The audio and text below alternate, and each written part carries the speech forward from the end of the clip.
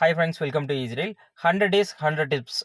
இன்னைக்கு வந்து பார்த்தீங்கன்னா, ஒரு ஏசியில் எம்சிபி அப்படிங்கிறது ரொம்ப முக்கியம். ஒரு ஏசி ஃபயர் ஆகுது, நம்ம சேஃப்டியாக இருக்கணும் அப்படின்னு நினச்சிங்க அப்படின்னா, எம்சிபி குவாலிட்டியாக போடுறது ரொம்ப முக்கியம். அதே நேரத்தில் கரெக்டான எம்சிபி போடுறது அதை விட ரொம்ப முக்கியம். நீங்கள் வந்து ஒரு 2010, 12 அந்த ரேஞ்சுக்குள்ளே ஒரு பழைய ஏசி பயன்படுத்திட்டு இருக்கீங்க, அது ஒரு 1.5 டன் அப்படின்னு வச்சுங்க. அதுக்கு வந்து பார்த்தீங்கன்னா, ஒரு 20 ஆம்ஸ் எம்சிபி கண்டிப்பாக போடணும். இப்போ தான் நான் லேட்டஸ்ட்டாக வாங்கின ஒரு நான் இன்வெர்ட்டர் ஏசி அப்படின்னீங்கன்னா, நீங்கள் வந்து ஒரு 16 ஆம்ஸ் எம்சிபி போடணும்.